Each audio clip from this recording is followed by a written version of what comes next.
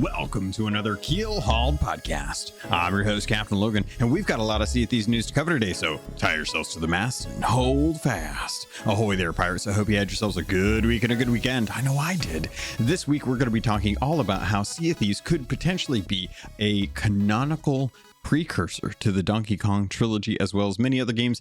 This week, I have none other than Howell Russell from DK Vine joining us to talk all about Sea of Thieves, to talk about Donkey Kong universe and get some insight from the rare pantheon of games that we really just don't talk about that much. So I was really excited to have him on. He's been following Sea of Thieves since before it got launched, and I had to get him on to get a chance to actually chat with him for a bit. So let's get to it. But first, let's thank the patrons over on patreon.com/Keelhauled podcast. The Patreons this week are as follows: Bentley Beaver, Chateau Neuf, Cosmic Johnson, El Jefe Esteban, Jabaro5, Lumpy SRQ, Dub Goose, Evil Morpheus, Papa Fuzz, Regis Stella, Rust Belt Kid, TN Professor, Todd Meister, Big Bad Pad, Mina Fairy, CJ Super Pack, Davram TV, Fergatron, Captain Chaos, Kazia the Rogue, Xbox, Mike 29, Tech, Deku, Windsor Chris, and Zam Wow. Thank you all so much for joining. Remember, we do have the Patreon Discord community member episode. That is the Gold Hoarder episode that's going on next weekend. That's going to be I believe the 30th. Oh, I'm going to check myself on that. Yes, that's going to be on the 30th. That should be around 11 a.m. Pacific Standard Time. We're going to be recording some thoughts and how everyone is feeling about the game. It's going to be their topics, so it's up to them to make it good. No pressure. And with that, pirates, let's get into the interview with Howell Russell from DK Vine. All right. And if you guys are wondering who I have with me on this episode, if you've ignored the title of the episode, which I think you should do all the time, you should always go into this podcast blind, because that's exactly what I like to do with some of other podcasts. They're just on, and I'm just listening to the next one in line.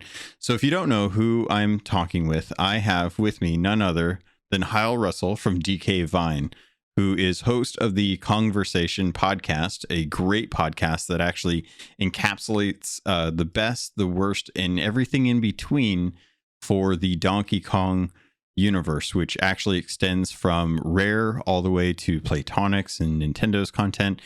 And it's probably one of the few podcasts that actually saved my sanity when I was out in backyards killing bugs for years as a pest control technician. So, Hyle, welcome to the podcast. How are you doing, sir? I'm doing fine. Ironically, though, I do want to point out that I lost my sanity doing the podcast. So I'm happy you kept yours, but mine is long gone, doing a Donkey Kong universe themed podcast for over 9 years now.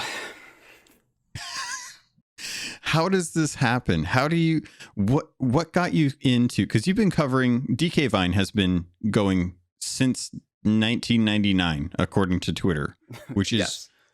Definitely when I was like in the know as far as like Donkey Kong stuff. Like I've played most of Rare games and stuff, but I never knew about DK Vine until Sea of Thieves. So can you kind of start me off and kind of give me the David Copperfield explanation of how DK Vine came about and how it now ties into Sea of Thieves?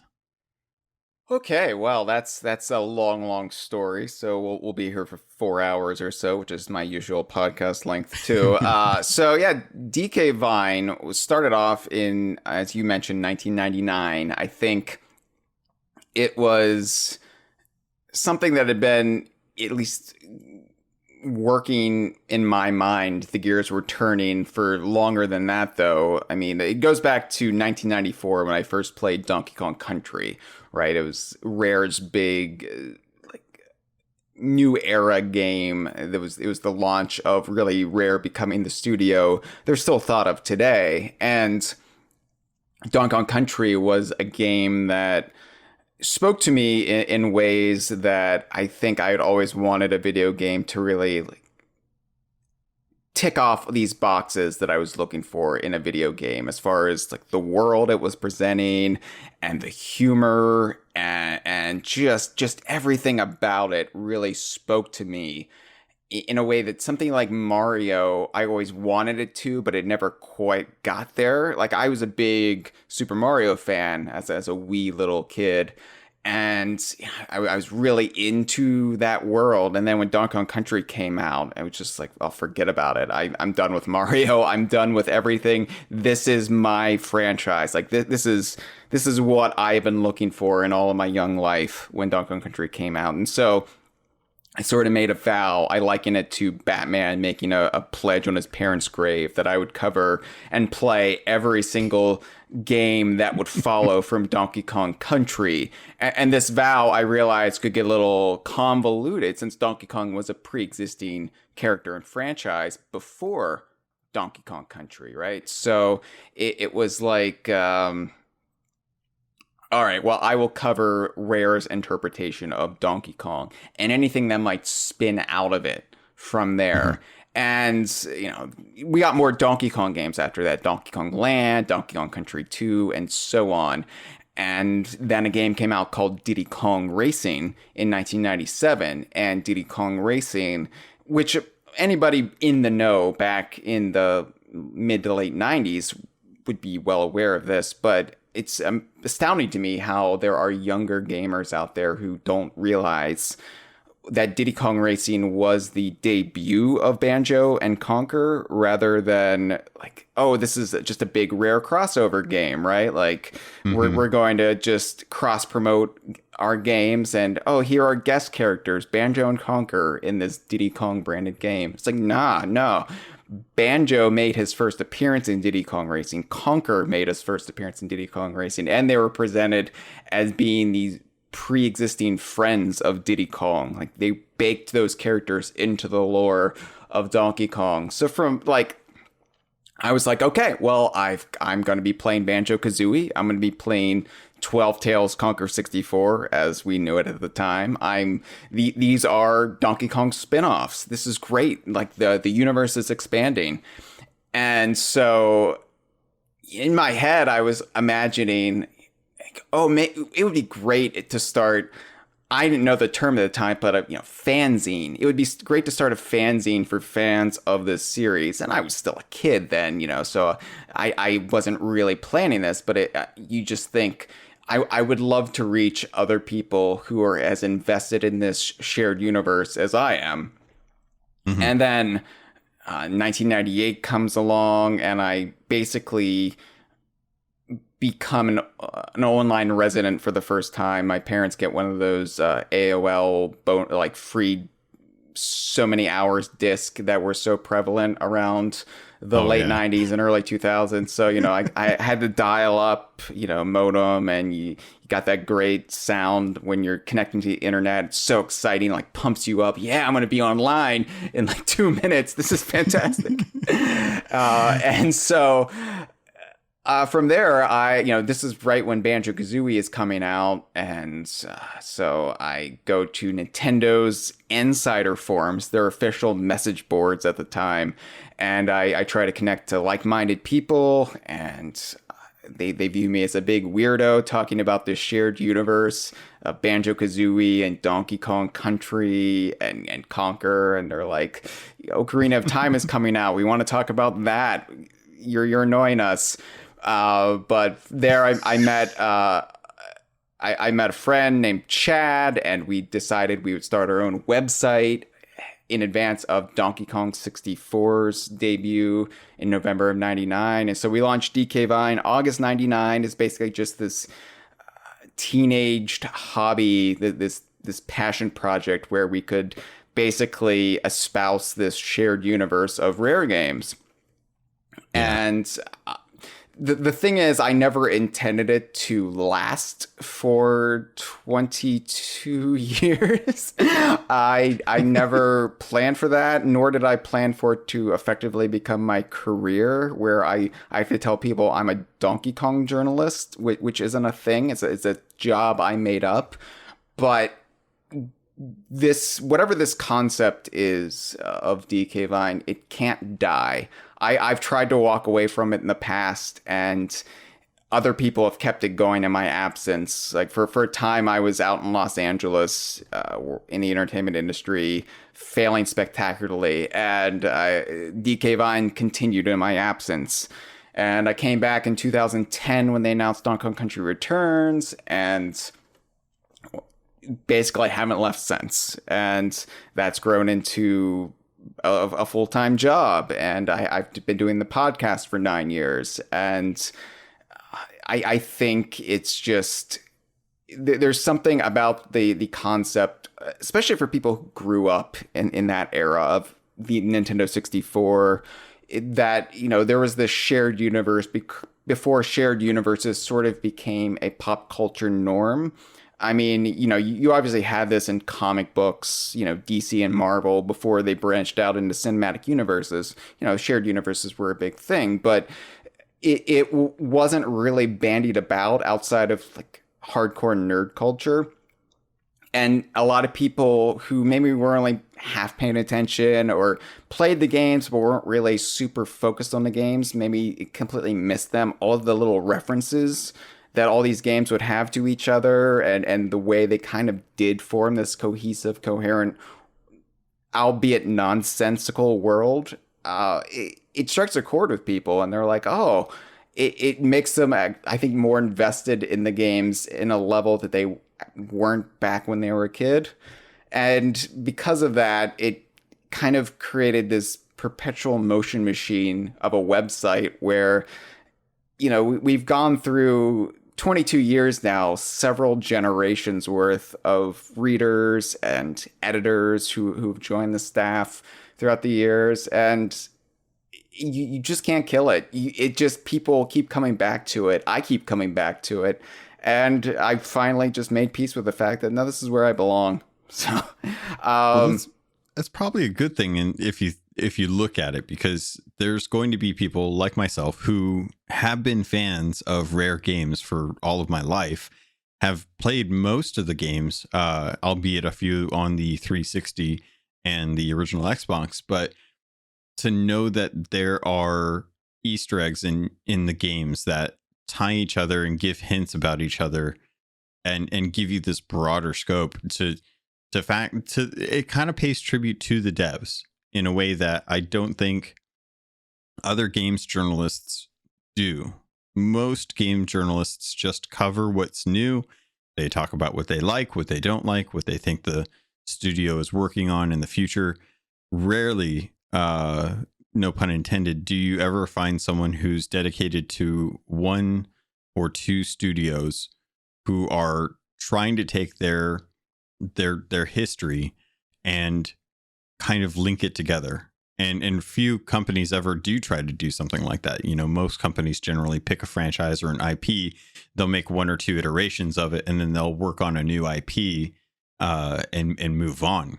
And having this universe of you know, Donkey Kong games and Banjo Kazooie games and now Sea of Thieves, it's really kind of amazing that Rare has been able to kind of add their own history to each game in some fashion or another. Yeah, I'm wondering. Oh, sorry. Go ahead. Oh no, I was just gonna say, I just want to say up front that I don't believe it was actually Rare's intention to have a consistent shared universe. They definitely, some people there were more into the idea than others. If you'll ask, say, Chris Seaver, you know, the architect of Conker's Bad Fur Day and voice of Conker, you know, he'll say, no, there's no, Conker doesn't exist in Diddy Kong's world. That was never the intention.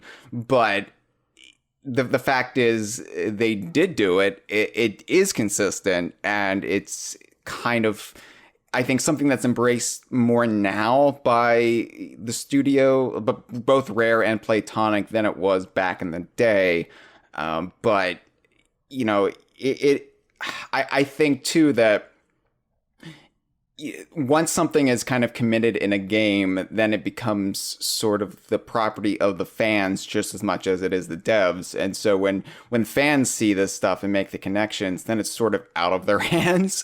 So, I'm Yeah. all for like respecting the intent of the author, but there's also the concept of death of the author, where once they put something out there, then it's no longer truly theirs. It's the problem George Lucas, of course, had with Star Wars, where he tried to keep changing them to fit his vision, where fans were like, no, we're attached to this original version you put out. And sorry, but that's the version you originally released, so we're attached to that one. But yeah, it like I said, it is embraced sort of now, but by both Rare and Platonic in varying degrees. Sea of Thieves, which we'll of course get into. Sea of Thieves, I think, is the first Rare game that I think really outwardly embraces a shared universe, even if it's not upfront in any of the marketing. Anybody who spends a significant time studying the lore of Sea of Thieves and all the little Easter eggs will definitely walk away with the impression that no, Rare is totally cool now with having their entire output exist in the same world. Yeah. Yeah. And for listeners who may be wondering, if it, and let me kind of get this out now. I wanted to bring Hyle on for a couple reasons. One, he's a great guy, and he actually got to go play Sea of Thieves back with like Jeff during those Unity and early Unreal days. So I wanted to bring him on to have his feelings shared about that, but also the current state of the game. But also, there's not a whole lot really going on in Sea of Thieves. We're kind of just chilling right now. So unless you're really, really into merchants, which I wouldn't blame you. I saw a chicken the other day and wondered how much it would get me for the Merchant Alliance, and no one gave me a good answer. But other than that, I really feel like it's kind of par for the course. So just to kind of take a small tangent, Hyle, if you don't mind. Sure. I want to come back to our conversation, but to touch on Sea of Thieves real quick, because I feel like if I don't say something in the first half hour, people are going to try and murder me. And I still have much mint chocolate chip ice cream to eat in this world before that happens. So how has your sailing adventures been on Sea of Thieves? Are you enjoying season 2? Is this event enough for you? Ready, set, go. I am not a complainer. Sea of Thieves, I have been upfront on my own podcast that Sea of Thieves is consistently my second favorite game of all time. Sea of Thieves, Donkey Kong Country 2 is the first, by the way, and okay. I don't think that will ever be immovable. But Sea of Thieves, for me, scratches so many itches that I've always wanted from a Rare game, that, and really any game, but that it is developed by Rare is no surprise to me. Sea of Thieves, I don't like, I'm like, oh, this event is boring. I don't like this event. Oh, when are they going to add new stuff? For me, I sail once a week usually. And it's basically just, I always have an abundance of things to do. Now, if I sailed, 5 times a week, maybe, I'd be like, oh, I'm tired of this Reapers versus the World thing. I don't care about the Merchant Alliance.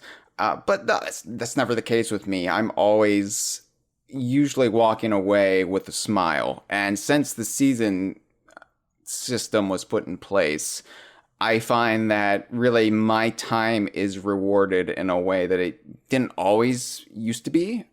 Whereas, like even doing silly, inconsequential stuff where we're not grinding for commendations or trying to get this time-limited event done. Now it's just, you're just sailing and your miles are giving you renown for your season progress. And to me, that's just such a game changer, because I feel like the type of gamer I am, which is completely antithetical to how like a lot of pro Sea of Thieves streamers are, where they're, PvP oriented. They're all about action and spectacle. Me, I want to explore islands. I want to just hang out with my friends, and and that's what Sea of Thieves really is for me. Is Sea of Thieves is a way for me to have a hangout with my friends who are scattered all around the world, and we're able to kind of come together in almost like one physical location and go on crazy adventures together, which I know is, part of the design DNA of the game, but it definitely works on me. I mean, that's what Sea of Thieves is. It is a way for me to spend time with my location displaced friends in a rare world. So yeah, I'm loving this event because I'm loving every event. I have no qualms about the game. Sure, like when they make me do things like deliver rag and bone crates, I'm like not really wild about the rag and bone crates, but that's so few and far between. And even then, I'm gonna grant them some off events because they've continually updated the game for over 3 years now. Is it 3 years? Yeah, 3 years. Yeah. Sorry, I forget the entirety of last year happened, but yeah, it's like it's I said, still going. I'm not I'm not a negative person when it comes to gaming because it is my career, but it's also my hobby, and there's just enough to stress me out in the world that I don't need Sea of Thieves update schedule to stress me out.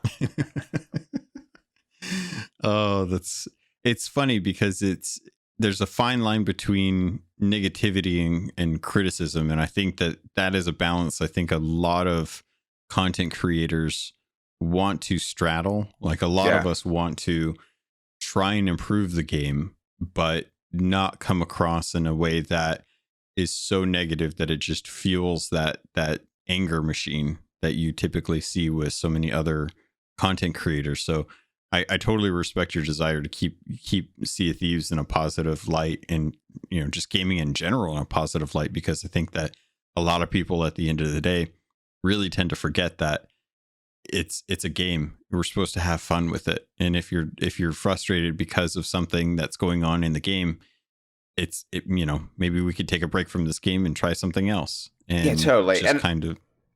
I burned out all of the outrage in my body, like for a lifetime's worth of outrage back when they were making bongo-based Donkey Kong games. So really, I have nothing left in me to be upset about.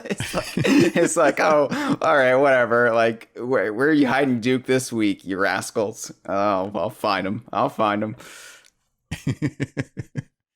Oh man, that cracks me up. Those bongo based games. So I guess the last bit of news for those that are trying to get your news hit for the week is actually, Hyle, I'm interested to hear your thoughts on this. There's a small story that I wanted to cover that's just talking about the Amazon Prime gaming, the Prime game drops. Mm-hmm. Those are being extended. So if you want to get your Ruby Splash Tail wheel, for whatever reason, you got more time. So congrats. You won. The rest of the things should be opening up as soon as they can get the website issues under control. I still have no clue what the hell's going on with their website. I really think Microsoft needs to come in with some sort of hammer and just start nailing things down and fixing it. But the one thing that I wanted to broach this topic with you, and I really should have been a good podcaster and actually told you what I wanted to talk about before we hit record, is the Sea of Thieves Athena's Fortune book is currently available on a few different platforms, but the one that I wanted to direct people to is actually over to Spotify, because that was where one of my Discord members hit me up and said, hey, I don't know if this is legit or not, but the Sea of Thieves Athena's Fortune audiobook that's being narrated by Toby Stevens, who's been written by Chris Alcock, is available. And I was like, what do you mean it's available? And they're like, it's all there. And I'm like, everything? And they're like, yeah. So I went and I started to listen. I was like, yep, this is the whole book. And it looks legit, because I don't know why anyone would pirate a pirate book and put the copyright information in the about. So have you heard about this, or do you have any interest in the Athena's Fortune book, or am I the crazy one that has like a whole bunch of copies and stuff? I have 3 copies. All right. So I have a copy. So here's a glimpse into my madness. I have a copy of the book for reading.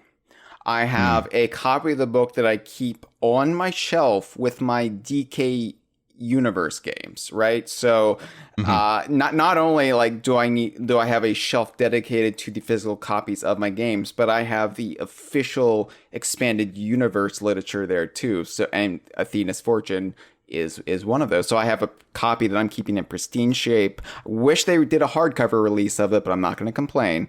Oh yeah. I have a spare copy in case anything happens to that one, and I might have another copy floating around. Actually, I can't remember, but yeah, I do have an interest in obviously Athena's Fortune. Anything, well, one, it's an excellent book. If you're into the game at all, Chris Alcock does an amazing job of like not only like giving us a deeper dive into the backstory of Ramsey, the pirate lord, and now Lorena, who of course was added to the game, physically appears in the game now as well. But it's just it's a great read if you're like even remotely interested in the lore of Sea of Thieves. You're doing yourself a disservice by not seeking it out in any platform.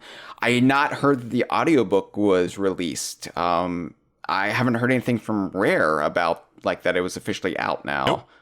So I'm wondering if somebody over at Spotify maybe hit a button they weren't supposed to hit.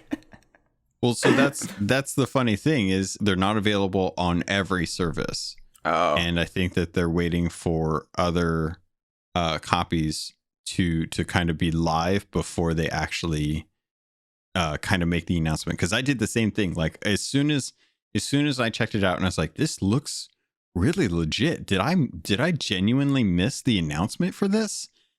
That was when I went digging through Twitter and Instagram and stuff and Facebook, and I was like, there's nothing about this. This has not been announced, but it is definitely here.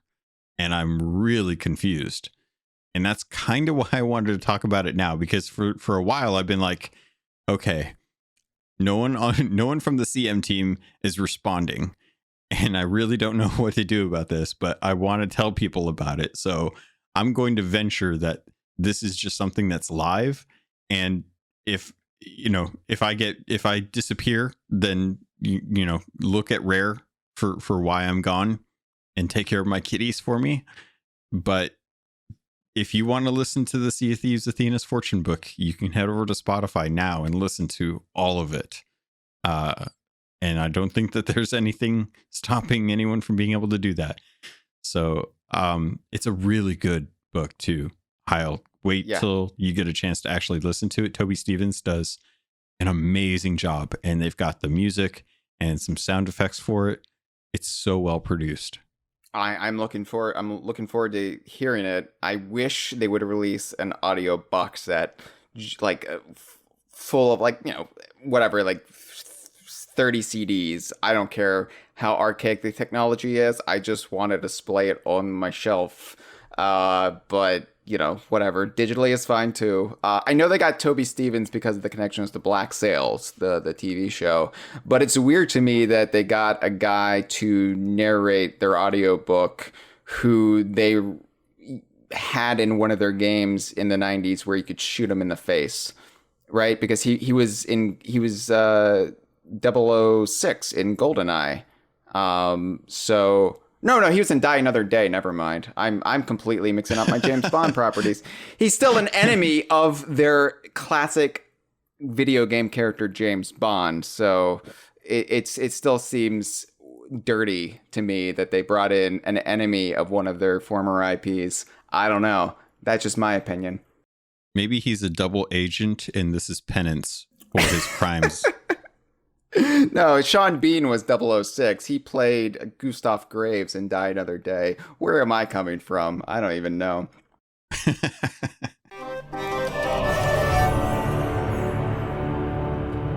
Ahoy there, pirates. This is the ad for this episode, and I did want to let you know if you wanted to avoid these and just get a regular filler, you can head over to the Patreon. There's a special feed just for patrons that get the ad-free version. If you want to keep listening, though, I can't say I blame you, because this week I want to let you know about Loot Crate and getting 15% off of most crates and crate subscriptions when you use the link and code RobotsRadio in the show notes. Also, you can head over to audiobooks.com, get your first 3 audiobooks for free, and that can include any 2 VIP books, or use the affiliate link for Green Man Gaming. If you're a PC gamer or you'd like to save money on games, it's one of the benefits of being a PC gamer. Head over to Green Man Gaming. You can get codes for Steam, Epic, any of the different stores that they have deals going on. They have deals going on all the time, and if you plan on buying there, please consider using our affiliate link. All of that goes straight to me through the network. Thank you all so much for everything that you do to support this podcast. It means the world to me, and I continue to try and improve the quality and the content for you. With that, pirates, let's get back to the show.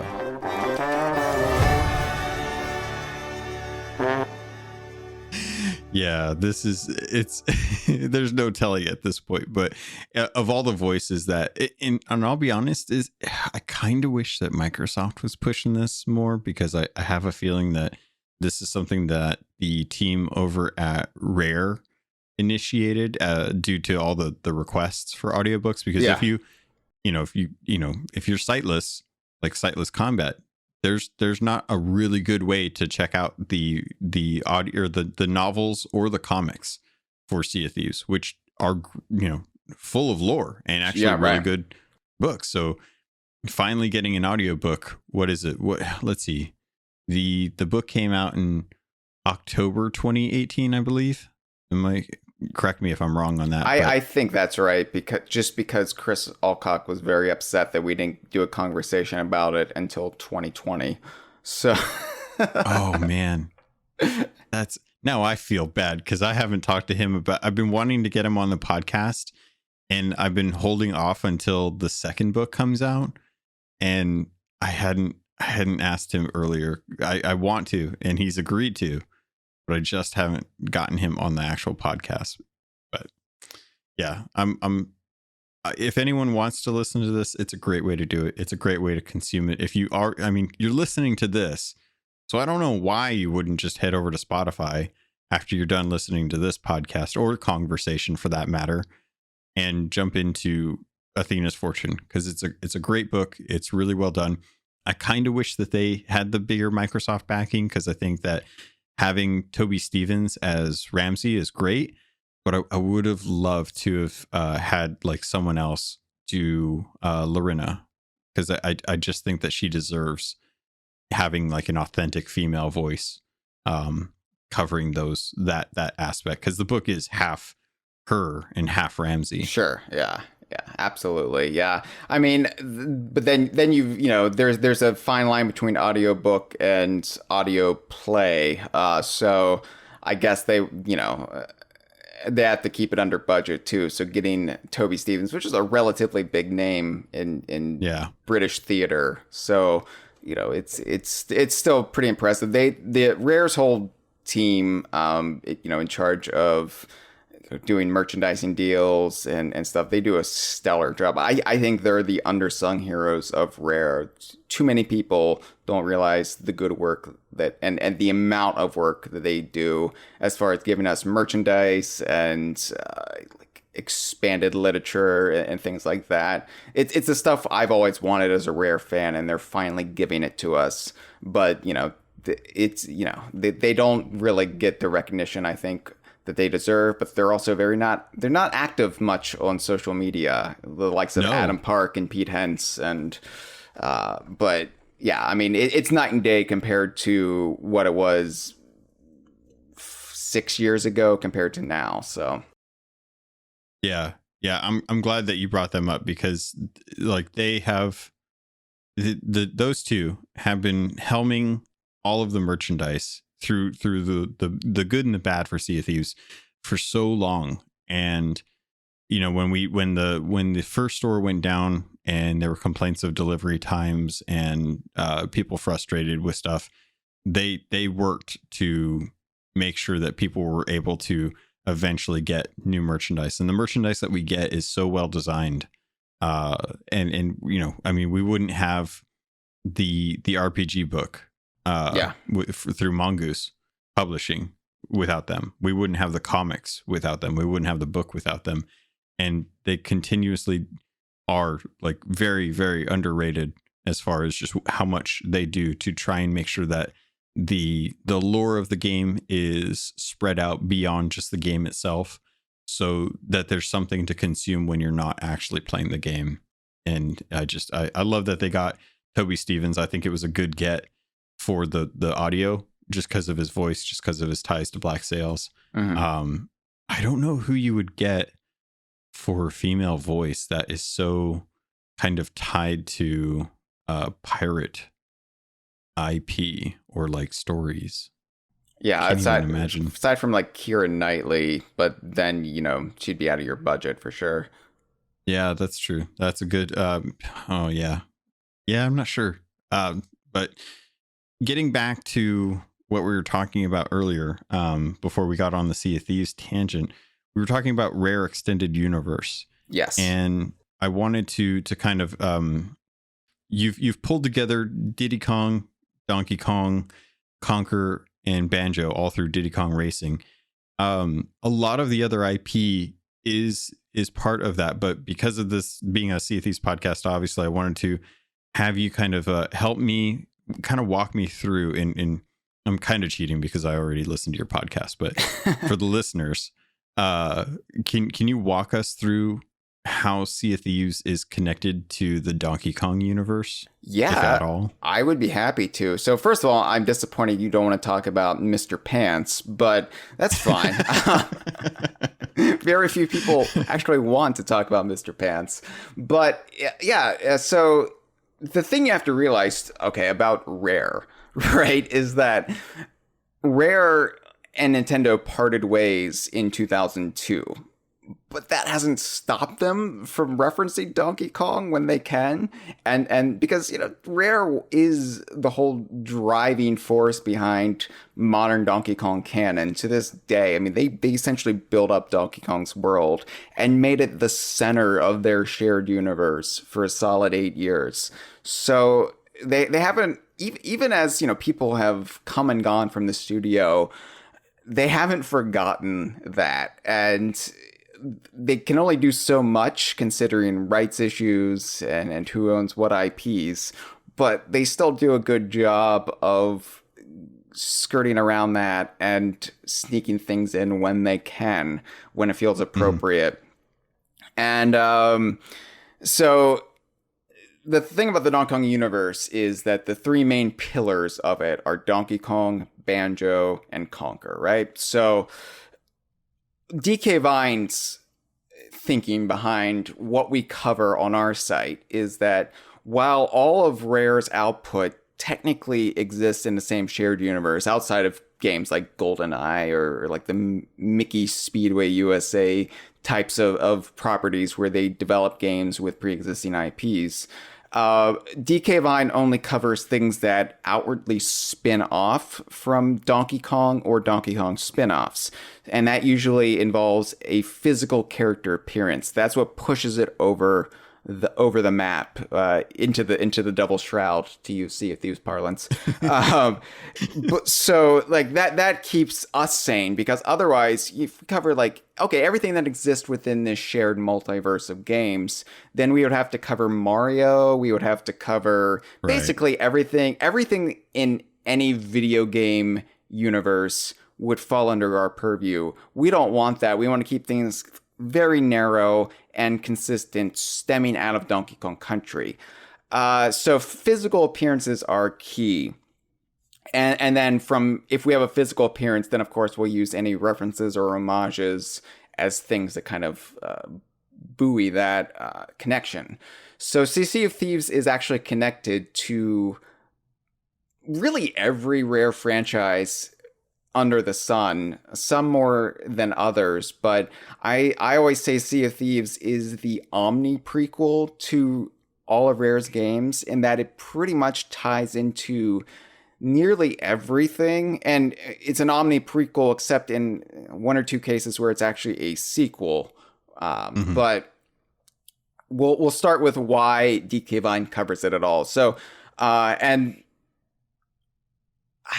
so I don't know how much you want to talk about my trip to Rare back in 2016 when I got to play it, and I got to play the beta version. But and I can only talk about so much because I'm under perpetual NDA. But there was I can talk about this because it's been shared by Greg Mails. In the beta version of Sea of Thieves, TT the stopwatch from Diddy Kong Racing is in the game. And you might be thinking to yourself, what? And so TT the stopwatch is an interactable item in the beta version, or at least it was, where you could pick them up, you could put them in your inventory. He basically acted like a pocket watch. It's less a stopwatch and more of a pocket watch, but it was just basically TT from Diddy Kong Racing. Here he is. He's in the game. And why he was in the game, I don't know, but that's really what pushed it over the map for me. Well, this game is going to be part of the DKU one way or another. And granted, 5 years later, I'm still waiting for TT in Sea of Thieves. And every time Microsoft sends me a survey, oh, tell us about your experience with this aspect of Sea of Thieves, I always try to sneak in that request somewhere. Hey, I would really like if TT from Diddy Kong Racing, who is owned by Microsoft, if he would find his way into Sea of Thieves, as shown in the beta. Thanks. Just to be obnoxious. But really what pushes it over in the actual released game is who Greg Mails sails as, what character, what pirate persona he takes on. So Greg Mails, I don't know how many people know this, he sails as Captain Blackeye. And Captain Blackeye was going to be the main antagonist of the game Dream, which eventually became Banjo-Kazooie. He was just this big pirate dude, sort of in the vein of Captain Hook and Peter Pan. But anyway, Banjo-Kazooie evolved from Dream, and then the Captain Blackeye was sort of phased out in favor of Gruntilda the Witch. But Captain Blackeye was still referenced in the game. His portrait was hanging in Mad Monster Mansion, and no explanation who he was. Yeah. Banjo-Tooie came out, and Captain Blackeye made a physical appearance, sitting in Jolly Roger's tavern. He's kind of, he says he's seasick, but he's clearly drunk, and he'll make all sorts of offhanded meta allusions to the fact that he used to be in this video game until a bear took it over, and then he lost his role. But he says something like, a bear stole my glory, it kind of looked like you.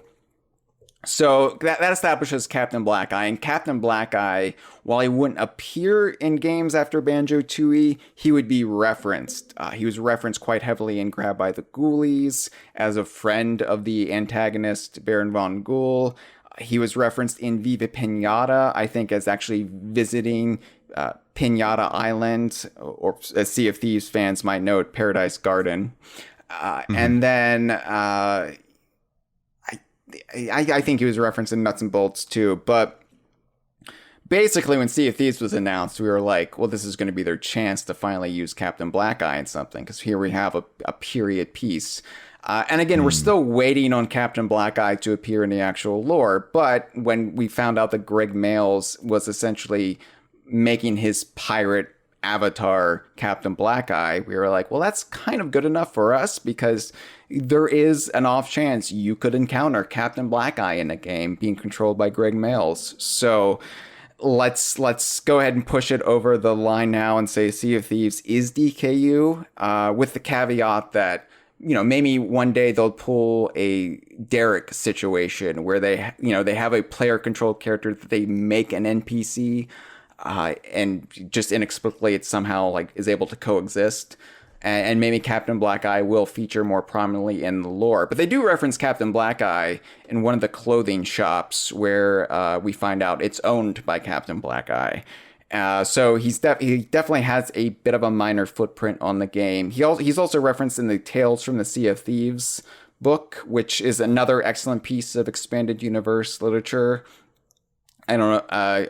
I don't know if you're as familiar with that one as you are Athena's Fortune, but it's very much so. Yeah, I was gonna say I'm still waiting for Diving Bell and Nine Cat Nura to show up in Sea of Thieves. I know, two of my favorite characters. I think they're finally getting us into the merfolk lore a bit, based Hopefully. on what we're seeing in the game. But yeah, Captain Blackeye, I think Flameheart Jr., that is, actually encounters Captain Blackeye early on in the Tales from the Sea of Thieves book. And so Captain Blackeye exists in the world, right? So, and they mention a Fountain of Youth at some point in the game. I think during the original Tall Tales, a Fountain of Youth is brought up. It's like this legendary thing. So our working theory is Captain Blackeye finds the Fountain of Youth, and that's it. Why he's able to survive into the year 2000 and meet an anthropomorphic Baron Bird. But the whole reference to a bear stealing his glory, we think we could take it to mean that eventually in Sea of Thieves, Captain Blackeye gets ambushed by a crew with the Baron Bird figurehead. And so it's kind of this self-fulfilling prophecy there. But that is why DK Vine... That is the justification we give for why we cover Sea of Thieves. But there are a ton more references in the game.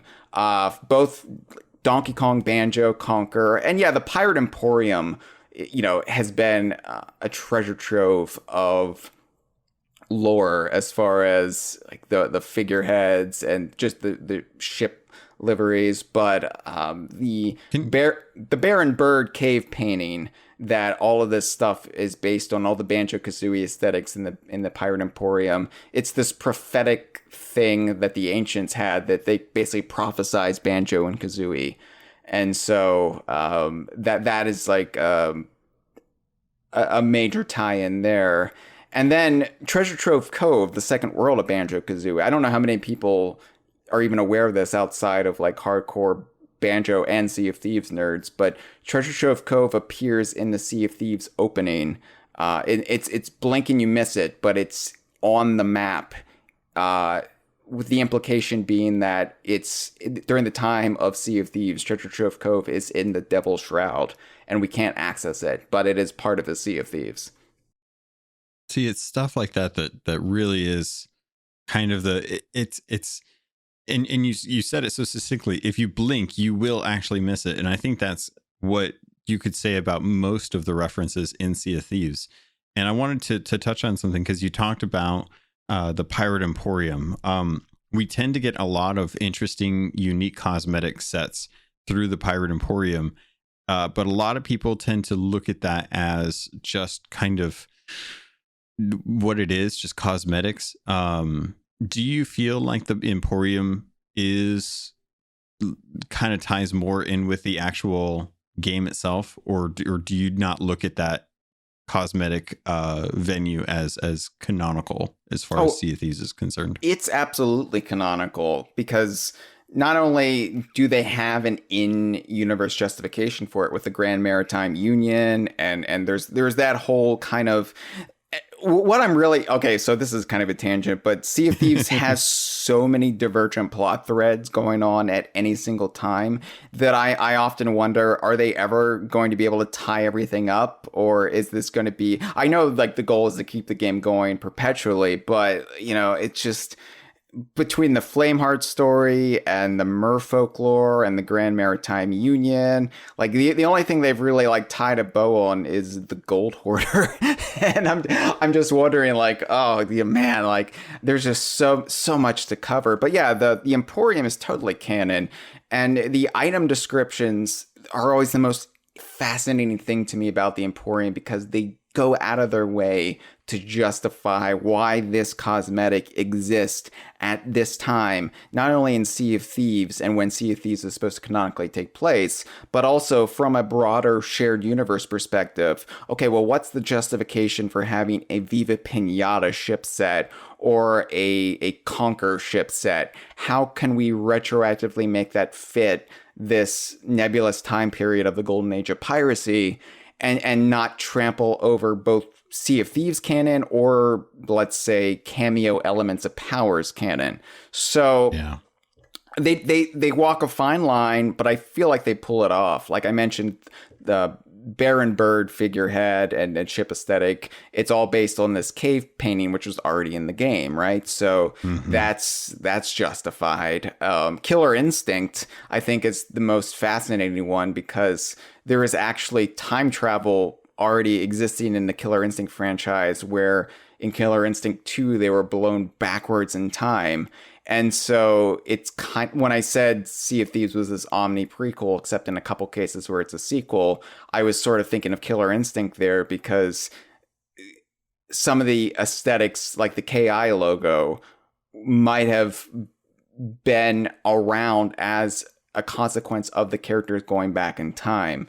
So that's an interesting thing to think about. But yeah, no, it's all totally canon. You just have to be paying attention and not be so contrary, I think, because I mean, they do an excellent job. And then even stuff outside of Rare that they like, the State of Decay ship set, which I'm not even a zombie fan, right? But I was impressed with how they worked in State of Decay and into Sea of Thieves lore. And I thought that was really clever, talking about this like valley outside of the Shroud, and how.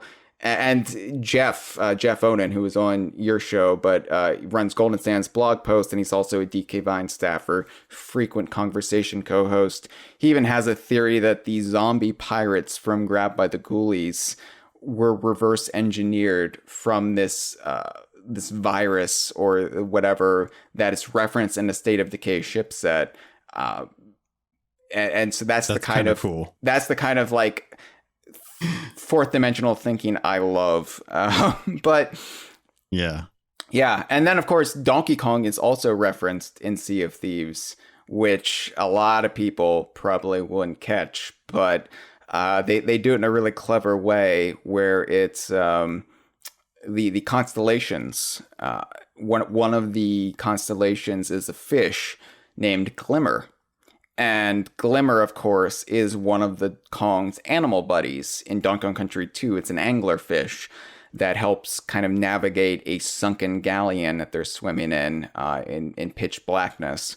And if you're wondering, yes, it was an intentional homage to Donkey Kong. I asked, and of course they can't come out and say on Twitter, "Hey, we referenced Donkey Kong," in all caps, in Sea of Thieves, but it was intentionally referencing the anglerfish Glimmer. And of course, they knew that we at DK Vine would then examine the canon and have to come to the conclusion that the Kongs actually named their animal buddy Glimmer based on this constellation in the Sea of Thieves. So it not only it's a reference, but it also retroactively changes the continuity of the Donkey Kong series. So it's that kind of stuff that it might go under the radar, but for those of us who are paying attention, we greatly appreciate it. So it's why, like Sea of Thieves, it feels so much like this game that all of Rare, their entire history was building up to, because you've got connections to Donkey Kong, Banjo, Viva Pinata, and you even have it as a sequel to the Pendragon series. Like you straight up have it be like the fifth game in the Arthur Pendragon Ultimate Play of the Game lineage, and I think that just mind blowing. I wanted to ask about that, because that was one of the things where I've never played through the Pendragon games, and I've only really been interested in what's going on with Pendragon as a result of Sea of Thieves. Yeah. But the comics that they've been recently putting out, the Sea of Thieves Origin comics, dive into Pendragon Jr.'s story and how he got to Sea of Thieves. So I wanted to ask, with them kind of fleshing out the lore behind the Black Witch and Pendragon, have you had time to really kind of dive into how the connection between the comics is and how the story from the actual games works out? Like, do those correlate, or are there inconsistencies in the lore there? So, in all honesty, I have not read the Pendragon comics yet, just because I'm waiting for all of them to be released. Because for me, the biggest problem with inconsistently released comic installments is I always forget where the last one left off. So I have to read them in one dive. Like I when the original run of the Sea of Thieves comics, starring DeMarco and Lassetti, came out, I got the first issue. I think it coincided with Sea of Thieves launch. But Yeah. I got the first issue and I read it, and it was just, it's like 22 pages. Like the whole like American monthly comic system, I think, is kind of on the downswing as far as this economically viable way of telling stories. But I was like, now I've got to wait another month for the second issue. So ultimately, I just waited for the trade paperback and got 3 copies of that, and read it all in one sitting. And I was able to enjoy it a lot more than I would have had I waited. So I'm waiting to read the Pendragon comics, but any inconsistencies might crop up from the original Ultimate Play the Game titles, which, for the record, I have not played because, again, predates Donkey Kong Country. And so while I'm interested in the lore as like a Rare fan and a Rare nerd, I haven't played them and haven't tracked them down. So any inconsistencies, I think, can always be ironed out with creative thinking. Marvel Comics used to give out something called a no prize for fans to come up with solutions to continuity problems, and I feel like that's the best way to go about it as a fan, is don't get upset about this stuff, figure out a solution, and then present it to the creators, because it's a lot to coordinate, it's a lot to juggle. I'm amazed that Adam and Pete and Chris and everyone in who really keeps the canon of Sea of Thieves in check. I'm amazed that it's as consistent as it is, and that there have been relatively few problems crop up. Yeah, I've always been impressed with how they're able to juggle so many stories consistent in the world, in a live game for that matter too. I see other games like Destiny's probably the in World of Warcraft are two of my main examples for these, but they genuinely operate off of an expansion based lore cycle. And sometimes I think World of Warcraft suffers from this, is they have new expansions bring people to new stories, but they leave so many stories left unfinished. And hopefully maybe in the future you'll get the kind of story wrap up for that. But I see that, even I think that's kind of my main concern with Sea Thieves is I don't know how the heck we're going to finish up Flameheart. It seems like the way that they've devised their content, it doesn't feel like they ever want to remove anything for the sake of commendations and just having stuff to do in the game. But I can't see how we're going to be able to finish Flameheart in a way that removes his content from the game at this point. You just replace him with Flameheart Jr., obviously. Is Flameheart Jr. a bad guy? So he was transformed during the end of his portion of Tales from the Sea of Thieves. So I mean, it's all ambiguous, but I think you could do a lot of things with the Flameheart story and keep it as a persistent world event while also wrapping up the story you told.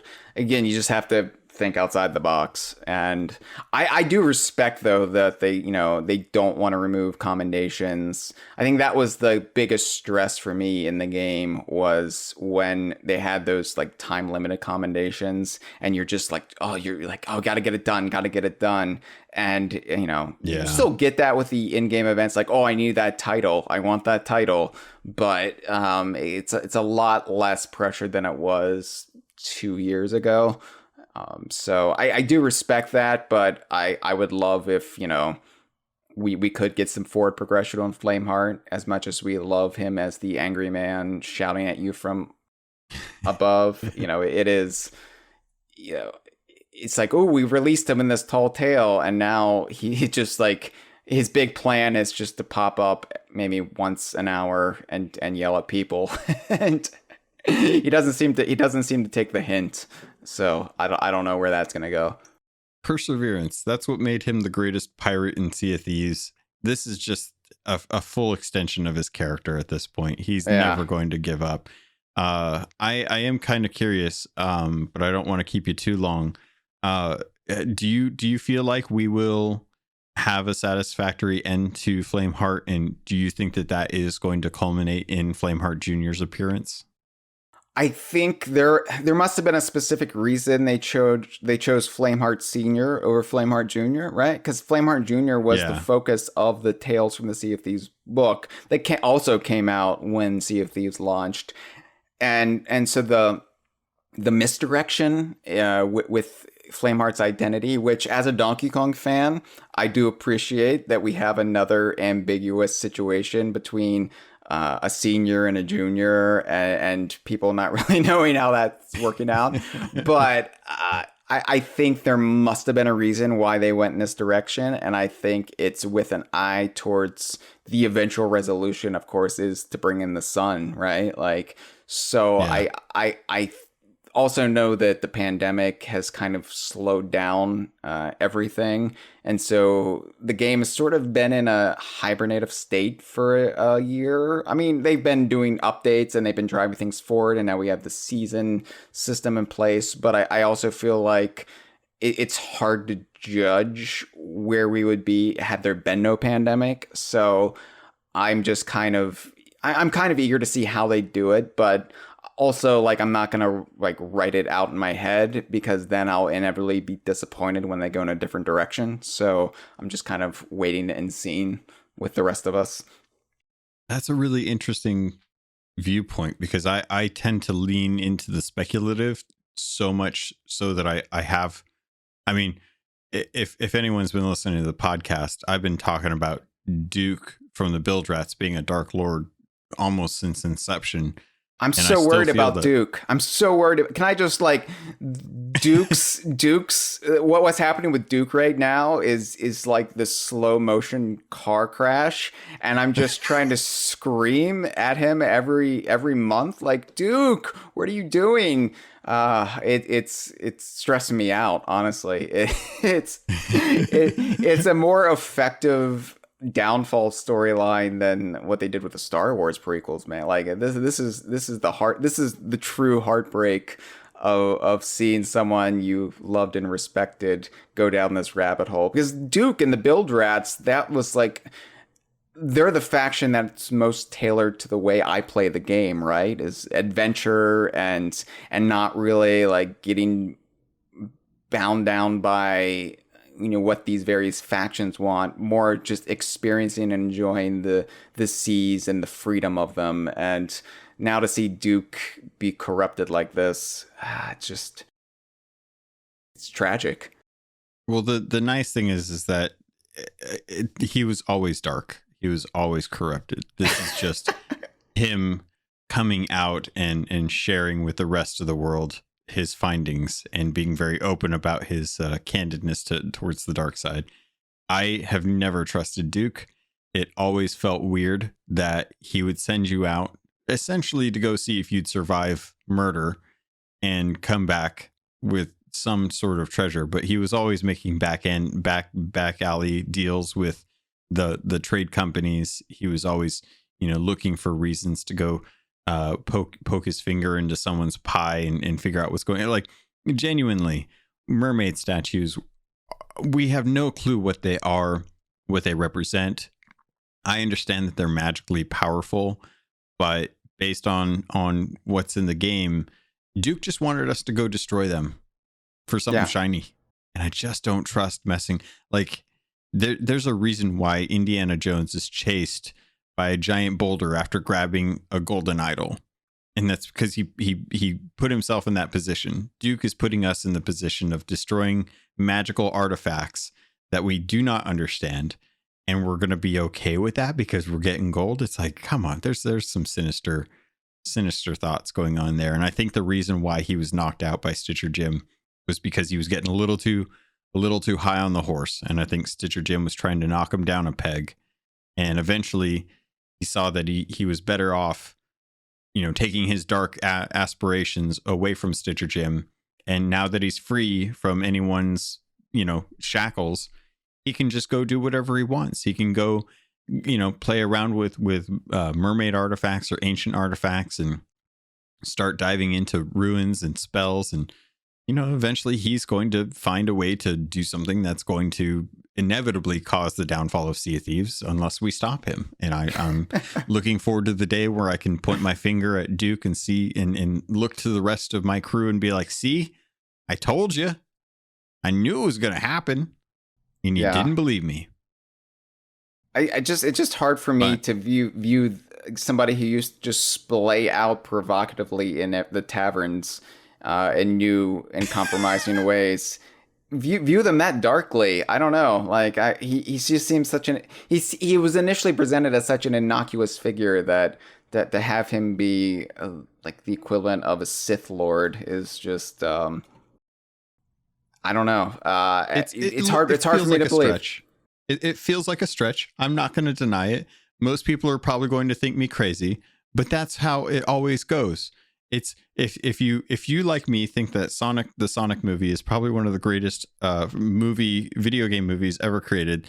There was the man that believed in the Blue Devil, and nobody believed in the Blue Devil until they actually found out about Sonic. And then all of a sudden he is heralded as the truth sayer. He spoke out when no one else was willing to. I am the person that is willing to say that Duke is the Dark Lord. And regardless of what anyone at Rare wants to do with him, he will always be the Dark Lord. And him being, him laying out so provocatively, so tantalizing in the taverns, that is lust, that is temptation, that is the dark side. And I'm telling you now, it's the thing, it's going to be the thing that brings us all down into the depths. And will we find Flameheart Jr. down there? Probably. Is that a good thing? I don't know. He could very well supplant his father in his stead and cause us to have the continuation of the Flameheart line in Sea of Thieves, constantly trying to bring down all the pirates in the Sea of Thieves. I don't know at this point. Is it possible? Yes. Is Duke really just kind of like chafing me for no good reason? Probably, but I'm going to stick with this until my downfall, until my eventual insanity just comes about as a result of hunting down and trying to find the dirt on Duke. But I don't know where else to go with that. So let's venture back into the realm of sanity and kind of tie a bow on this. So we've talked about Rare games connecting to each other, especially with things like Diddy Kong Racing, kind of introducing some more of the pantheon of characters that would eventually get their own games. We've talked about DK Vine finding ways to suss out the details about how Sea of Thieves is connected to kind of the prequel for everything at this point, that is DKU. And at this point, I'm wondering, do you think that Everwild, the new IP coming out from Rare, will be tied in to the DKU at some point? Do you think that they're going to put their little markers into that game? Or do you think this is going to be cut from whole cloth? I hope so. Like the thing is, I will play and talk about Everwild even if there are no connections. But I think that it's almost like they can't help themselves, or there are people at Rare who can't help themselves, and so given the opportunity, they will find a way to connect back. I mean, a lot of games are DKU just by virtue of Banjo's pet goldfish Royston appearing in cameo appearances like that. Like Royston has appeared in Grab by the Ghoulies, Viva Pinata, Kinect Sports Season 2. So, Royston gets around. So, it doesn't have to be major, but, my theory for Everwild, and I know this theory is going to be wrong and incorrect, and I'm not really like saying that this is what it's going to be, but I was like, wouldn't it be cool? Wouldn't it be nifty if Everwild was about the ancients from the Sea of Thieves, who maybe they left the Sea of Thieves and Everwild picks up their story, or because we don't know where Everwild is set or who these people are, but I just get this vibe that they're like very similar to what the ancients have been portrayed as from what we've seen left of their civilization in Sea of Thieves. So I would love if that was the connection, if this was about the ancients. I know it's not going to be, but I'm just saying right now at this point of time, that's what I would hope for. I'm going to back you up on that 100% because I could very easily see the Eternals who may not necessarily be tied to the Sea of Thieves anymore, but for whatever reason, because of I'm brainstorming this as we're talking it out because I like the idea so damn much that I want to make this a thing. So I'm going to toss out this idea and say that the ancients found a way to become eternal because the Sea of the Damned is so intrinsically tied to Sea of Thieves that the veils between the two have been thinned I don't even think that's the right way to say it, but basically they've been breached. Two, they've been breached, and they're so tied together that I want to say that the reason that we don't see the ancients is because they are the Eternals who've moved on, but because of their heritage in that land, because of their ties to the Sea of the Damned, that if you're able to come back as an Eternal, and you're an Eternal because of the sheer nature of the word, that they don't necessarily have to be in the Sea of Thieves to go to the Sea of the Damned, and that they can return from the Sea of the Damned at any point, just based on the things that they've learned and the artifacts that they've carried with them, and that they've decided to take their abilities to different worlds to try and cultivate a better civilization or a better world in Eternals or in Everwild, and that they're looking to help the creatures that are there as opposed to just living with the ones that are there and seeing them die because of the shroud moving over different islands and laying waste to everything. And yeah, I like it. I think it could, I think we should roll with that. I think I'm going to hit up some of the artists and I'm going to start feeding this inception of an idea as much as I can right now. I'm going to use the Discord, everything in my power, to see if we can get your idea of the ancients being the Eternals to work, because I love it that much. Barring that, I would just be satisfied with Captain Bones showing up again, which worked for the new Battletoads. So, if Captain Bones is their new Royston, that works with me too.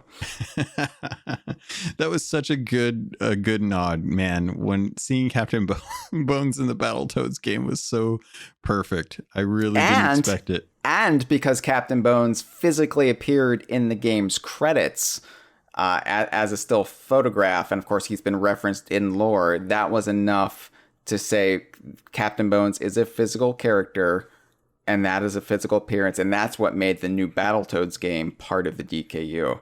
So I like it, because that means that Captain Bones and the DKU are tied to our realm, and we are actually all part of the DKU at this point now too. Yeah, absolutely. No, your pirate character is your pirate ancestor, And so we are all descended from pirates and thieves and murderers, and it's great. It's fantastic. Like, I fully just retconned my own family history, and I said, yeah, this is where I come from. I come from just dirty, unwashed outlaws. That's so much better of thinking that, oh, my ancestors were wine cellars from Germany. I much prefer this piratey ancestry. It's bad. I don't even know anything about like my great grandparents on like and going back. I don't know anything about my family history. I just know what Rare tells me. It doesn't. Anything that might actually be the truth is all just a lie that your parents are telling you anyway. So at this point, Rare might as well be your new parents. That's how I see it. They basically raised me. Yeah. I'm with you there too. Cause yeah, I was, if it wasn't for Donkey Kong Country back in the 90s on the Super Nintendo, like I probably would have had a much different childhood, but I spent hours that Christmas day playing through Donkey Kong Country, and it changed. It helped form my little mind to understanding like what good games were and stuff. So, and I didn't even get into how the Gangplank Galleon, Donkey Kong Country 2, K. Rool is clearly sailing as the Reaper's Bones because he's a grade 4 Reaper. Go back and look at the Gangplank Galleon in Donkey Kong Country 2. He's got the pendant on the top of the Gangplank Galleon, and he's hit grade 4 in the Reapers. Oh my God, I am trying to find images of this right now. And I think you're absolutely right. Yeah, there is a pennant flag on top of the Gangplank Galleon. It's a red and black striped pennant, and yeah, that is definitely four red stripes. So yeah, it's all connected. Yeah. So if that's the case, when are we going to get a King K. Rool figurehead to represent the Gangplank Galleon? You know, when Banjo and Kazooie made their way into Smash Brothers, I was really hopeful that maybe the door would swing both ways and we could get like a Kremlin set in Sea of Thieves or something. Doubt it's going to happen, but hope springs eternal, right? And if not, I will just keep spanning those surveys and keep asking them for TT and various other trinkets just to satisfy no one else but myself. But that the good news is that I have a couple of those surveys sitting in my inbox that I've been waiting for the weekend. So I tell you what, as I kind of round off this podcast, now's a great time for me to actually open up my email, get rid of all the spam filters about people trying to sell me merchandise for my podcast, and take those surveys and see if I can add my voice to the TT cause. So Howell, you've been a gem, you've been a darling, you've been a master of all things lore, and you've really dropped some knowledge about the DK Vine website and the DKU and how it ties to Sea of Thieves. If folks want to listen to the conversation, which I love the play on words there. It's such a good name for a podcast. It gets less funny the more you think about it. No, it doesn't. I disagree. I think it's hilarious through and through. It cracks me up every time I have to think about it. If folks want to listen to you the conversations on pretty much every platform, it's just KONG Ursation. You really need to listen to it. The episodes are a weekly meal for me because they're so long that I genuinely like piece them out. So I'll listen to an hour or so each day throughout the week when I get them. If folks want to see all of the articles that you and many other of the Rare fandom put out, you can always head over to dkvine.com. You can always find great articles like how gaming journalisms catch up on the Donkey Kong journalism, which is probably the first time I think anyone from Nintendo has actually registered the fact that you've been dropping news forever about Donkey Kong, and they've been so oblivious because they're so swept up with Mario this and Zelda that and Metroid Prime this and all these other franchises that they've completely missed the fact that you knew and called out that there was going to be a new Donkey Kong game before anyone else. And I to be fair, I also see Donkey Kong and Sea of Thieves, so it's not hard for me. You put a Rorschach test in front of me, and I'm going to be like, oh, that's Donkey Kong. No, Donkey Kong Senior or Donkey Kong Junior? Well. All right. Well, let me, again, just thank you. If people want to get a hold of you, what are some of the best ways that they can get in touch with you or see your content? Check us out on social media. I'm on Twitter. I run our Twitter account, DK Vine, or also Facebook, although the Facebook Messenger is broken, so probably not the best way to reach me. But yeah, I'm DK Vine. You can also check me out every Sunday, our Sea of Thieves stream, DK Vine's Stream of Thieves. We're on Twitch, on our Twitch channel, and just drop a message in our chat. And we always keep an eye on the chat as we play. So that's 11 a.m. Eastern time every Sunday morning. Awesome. So, and I'm going to have links to a lot of the stuff that we talked about, as well as Howell's media, social media stuff. So if you want to check out his streams, definitely go support them. Really funny. I will say my content is usually safe for kids. The stuff on Conversation sometimes can breach some really, really taboo topics, which I'm not going to yuck anyone's yum if that's your thing. It always cracks me up though when I'm listening to it, and I always get self-conscious at work because I'm sitting around a bunch of people. And they're all pretty conservative folks. They're nice. They don't really venture out or say. I mean, if they've got kinks, I don't know about them. I don't know that I want to know about them. But it always makes me snicker. And every time it does, I always have to look around and be like, who the heck is paying attention to me laughing about the weird stuff that I'm listening to right now? But I absolutely love it, and I wouldn't change it for anything. So thank you so much for joining me. Thank you so much for just having all of your knowledge and spending some time with me. And I think that will do it. Thank you. It's been a pleasure getting to talk about anglerfish constellations. You know, the more you talk about that, the more I keep thinking that they need to have Mr. Pants as a constellation. Well, he was a constellation in Banjo-Tooie, of course. But then I really want them, like, I want Mr. Pants, his own ancestor, to be in the game as like Commodore Pantaloons was my idea. And then like have him be working for the Grand Maritime Union or something, or maybe even be like part of like the British Navy. I don't know, like somebody, a new faction of like antagonists in the game. What if it was just something small, like say a skeleton found with a pair of pantaloons in like a cave? At this point, I would just settle for sails that are just his underpants. I mean, oh, that reminds me of that Twitter post that was going out. Was that the did you do the one that had just the underpants? No. Oh my God. I could have swore that when they put out those blank sails and they're like, what would you put? And people are like, oh, I'm going to put the obvious phallic symbol on here. Mm-hmm. And I could have swore that I saw someone that actually put underpants for Mr. Pants on there. They put, they did something like that. I saw that and I approved of it, but it wasn't me.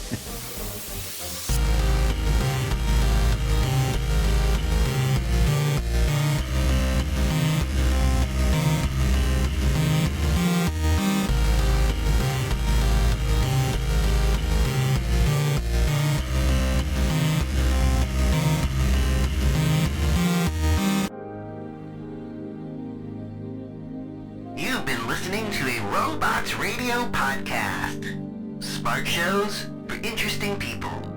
Check out all the shows at robotsradio.net. Are you worried you don't have all the answers? Have you ever found yourself in an internet rabbit hole? Call Mystery Time live today! It's a new detective business. With plenty of heart. And a questionable track record. We're only in the office for an hour. Every Wednesday. Come hang out. Solve a mystery. It's a podcast. It's a live show. It's a swell time. Subscribe now. The producers of Mysteries Highlight ask you kindly not to take any advice or guidance of the host because they have no idea what they're doing. No mystery will actually be fully solved unless information by a spontaneous outside source or sheer luck. You can find them live on the Twitch app and find their podcast later on YouTube, Anchor, Spotify, Google, and iTunes. Listening may cause hurtful to your death or loss of sanity. We are sorry. This is probably legally binding and you cannot sue us.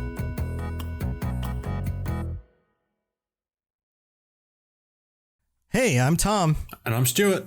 and we're from the Dungeons & Dragons Lorecast. We talk about all things connected to D&D lore.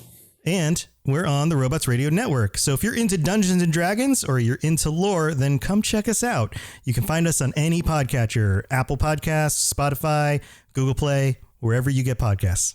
Roll more dice. That's the Dungeons & Dragons Lorecast.